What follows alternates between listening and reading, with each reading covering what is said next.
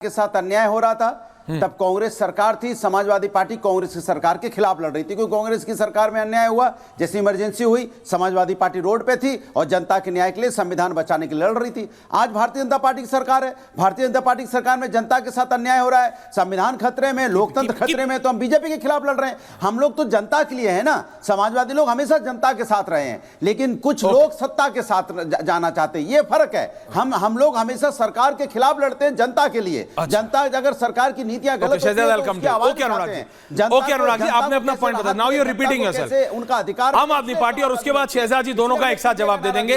राजेश जी, ये तो बहुत पहले से पता था। अनुराग दादा, ब्रीफ कर रहा हूं, जल्दी आ रहा हूं, वापस आऊंगा इन एग्जैक्टली 2 से 2.5 मिनट। ओके राजेश जी, आपकी तो पार्टी बनी, अमेरिका हो या इंडिया, कब तक झुठलाएंगे? कब तक चेहरे पे वो नकली मुस्कान लाके हाथ पकड़ पकड़ के खड़े रहेंगे? इंडिया अलायंस, इंडिया अलायंस, काहे का अलायंस भैया? पार्टी बना है उनके खिलाफ।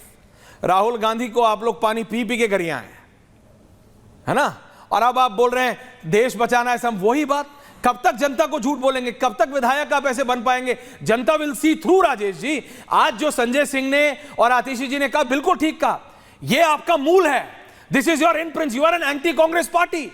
You came into existence with anti Congress sentiment. आप कांग्रेस खिलाफ का तो आपने जो मतलब इमोशंस है उसको राइड किया, आप उससे समझौता नहीं कर सकते, और आपको समझ आ रहा है अब कि समझौता किया तो लेने के देने पड़ जाएंगे, बीजेपी 30-35 पार कर जाएगी। राजेश जी, विधायक महोदय, बताइए कि कोई इंडिया अलायंस नहीं, सच बोल दीजिए आज। ऐश्वर्या जी, आवाज आ रही है मेरी? बाबुलंद, हेलो, बोलिए बोलिए बोलिए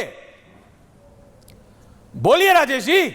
हाँ ऐश्वर्या, देखिए, जब कोई अलायंस होता है, ये दोनों पार्टियों की जिम्मेवारी होती है कि वो उसको अच्छी तरीके से निभाएं। हाँ। और जब एक तरफ से खटास आएगी, जैसे बीजेपी ने नीतीश कुमार जी के साथ करा, तो नीतीश कुमार जी छोड़ के और लालू जी के साथ चले गए। जब उनको लगा लालू जी ठीक नहीं कर रहे, तो वो मुड़ के फिर से मोदी जी के पास आ गए। तो हमने जब गठबंधन करा, बताइए एक वजह बताइए। नहीं, मैं आपको रोक रहा हूं, एक जगह बताइए। नहीं, कौन सा गठबंधन? अरविंद केजरीवाल दिल्ली में है गठबंधन आपका, पंजाब में आपका गठबंधन है। ये कैसा गठबंधन है जो हर राज्य में बदलता है? नीतीश बाबू तो कम से कम पूरा लॉक स्टॉक बैरल इधर से इधर जाते हैं ना, अपना मतलब अपना पूरा साजो सामान लेके।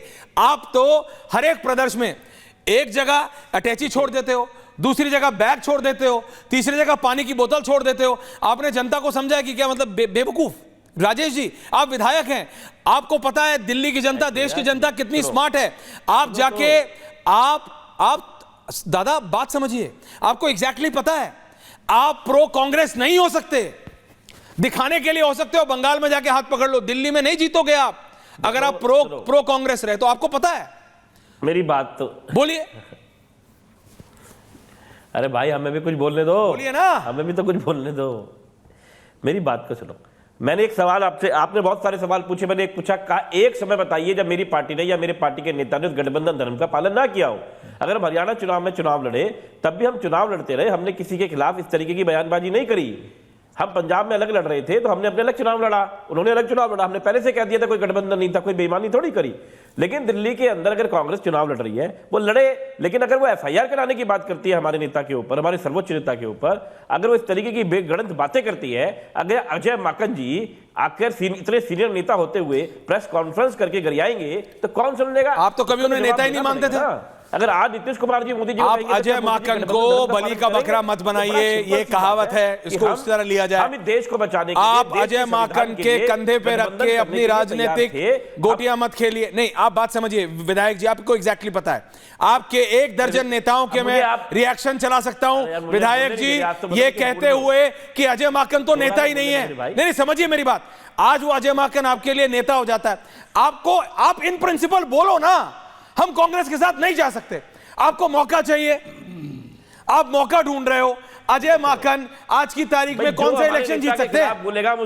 How conclusive is Ajay Maken?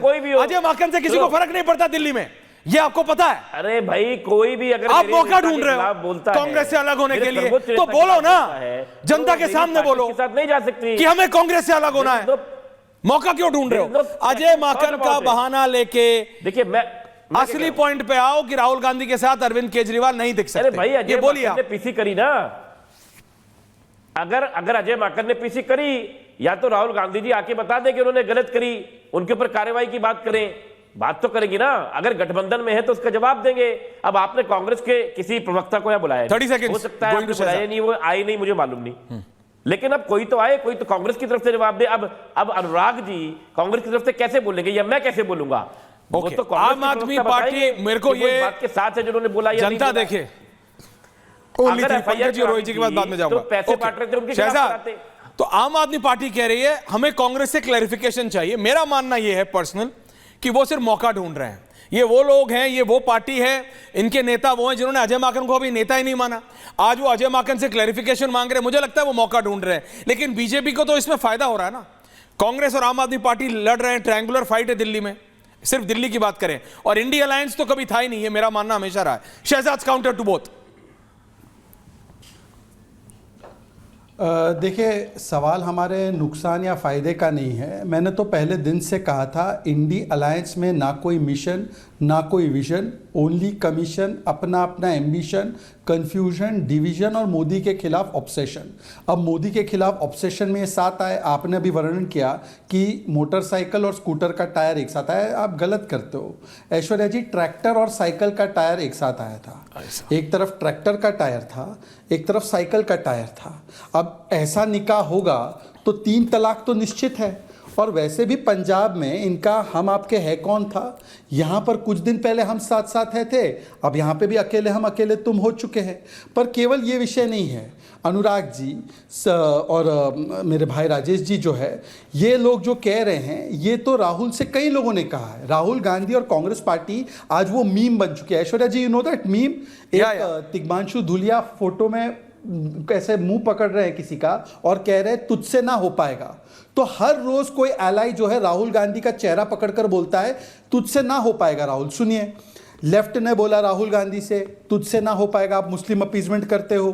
TMC ने बोला राहुल से कि नेतृत्व बदलो, तुझसे ना हो पाएगा राहुल। फिर शरद पवार जी ने बोला टीएमसी सही बोलती है, तुझसे ना हो पाएगा राहुल। फिर आरजेडी ने बोला बिल्कुल सही, ममता दीदी लीडर बने, तुझसे ना हो पाएगा राहुल। फिर आम आदमी पार्टी ने बोला कांग्रेस से कि तुम बोझ हो, तुझसे ना हो पाएगा राहुल। सुप्रिया ने आज बोला है, सुप्रिया सुळे ने, कि ईवीएम को दोष देना बंद करो राहुल, तुझसे ना हो पाएगा। उमर अब्दुल्ला ने भी ईवीएम पर वही बोला, तुझसे ना हो पाएगा। जेएमएम ने बोला डिप्टी सीएम के ख्वाब छोड़ दो, तुझसे ना हो पाएगा राहुल। राम गोपाल यादव ने बोला राहुल हमारे नेता थोड़ी है, तुझसे ना हो पाएगा राहुल। आईपी सिंह ने ट्वीट करके बोला ये 55 का है, बिहेवियर बचपन का है, तुझसे ना हो पाएगा राहुल। उद्धव सेना ने बोला कांग्रेस जिम्मेदार है, तुझसे ना हो पाएगा राहुल। तो ये तुझसे ना हो पाएगा राहुल ये मीम बन चुके हैं, क्योंकि 90 चुनाव के बाद जनता ने भी नो कॉन्फिडेंस पारित किया राहुल में, और आज आम आदमी पार्टी भी कर रही है। पर मैं दूसरी बात पूछना चाहता हूं। देखिए, अनुराग जी को मैं आज एड्रेस करूंगा as the 3rd largest constituent of the second largest constituent of India alliance.